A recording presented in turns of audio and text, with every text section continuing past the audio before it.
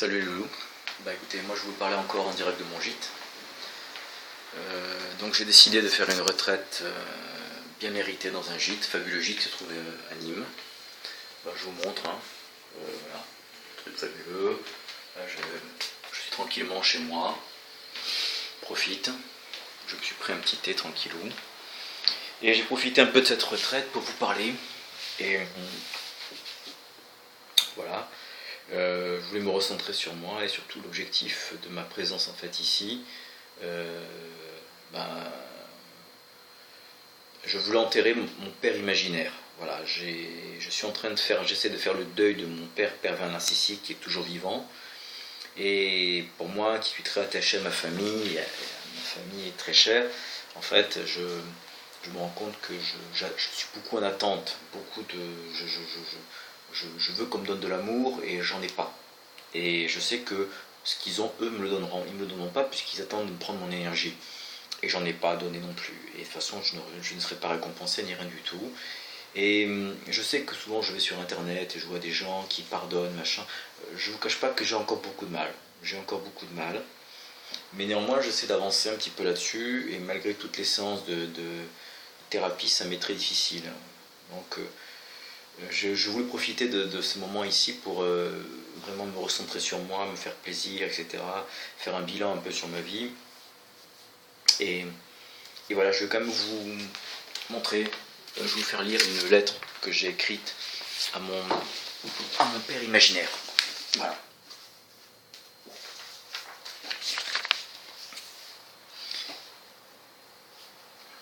À mon papousse. Je sais que tu venais tous les matins pour m'embrasser. Je sais que tu as travaillé dur pour élever ta famille. Merci pour toutes les fois où tu m'as soutenu, où tu m'as remercié et récompensé pour toutes les fois où j'ai œuvré pour la famille.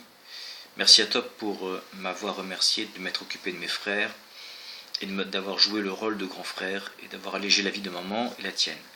Merci de ne pas m'avoir soutenu, quand tout le monde pensait que j'avais trouvé le pull alors que c'était tout juste des mythes. Merci de m'avoir soutenu quand tout le monde me traitait de sale juif. Merci de m'avoir remercié pour les 10 francs que je t'avais donnés pour compléter la note du restaurant. J'ai toujours été complice avec toi et tu ne m'as jamais jugé, même quand je faisais des conneries.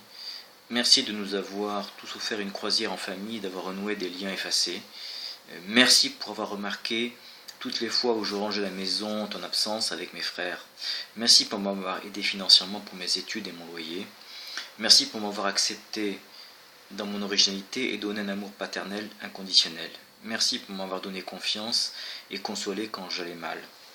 Merci de m'avoir offert une année sabbatique dans un campus américain et permis de m'accomplir et me former dans la composition de musique de film et payer un orchestre. Merci pour tout l'amour que tu m'as donné et qu'un père puisse donner à un fils qui m'a toujours offert un sourire quand j'avais un gros chagrin et qui me chantait des chansons pour m'endormir. Merci pour ta complicité, pour m'avoir accueilli dans ma personnalité, même quand on m'a mis à la porte, quand j'avais peur, quand ma copine m'avait chassé de la maison. Merci d'être venu me voir en cachette jouer dans ma pièce de théâtre. Merci de m'avoir encouragé, d'être venu m'applaudir en cachette et encourager et remonter le moral quand j'allais mal. Merci de m'avoir laissé gagner aux échecs et me permettre de gagner ma confiance en moi.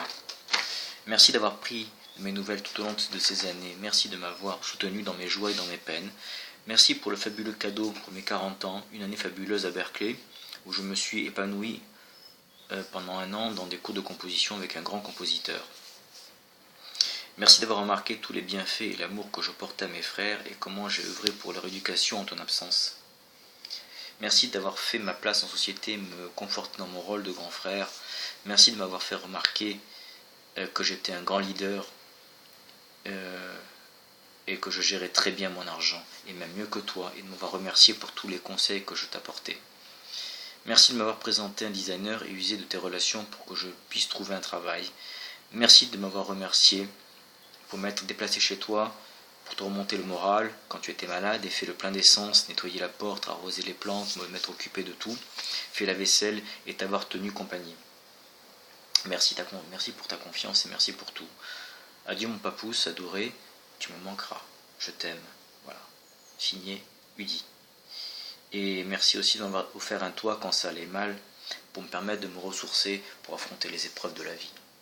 Adieu mon papousse adoré, tu me manqueras. Je voulais quand même préciser que c'est une lettre imaginaire. Mon père n'a jamais été comme ça du tout. Du tout. C'est même l'opposé de tout ce que je vous ai écrit ici, tout ce que je viens de vous dire.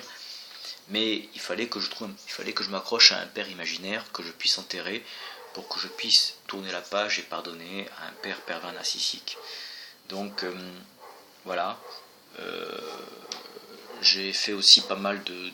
Je suis en train de faire le deuil aussi de mes relations avec mes frères, qui se comportent un petit peu comme moi avec une de mes amies, Patricia.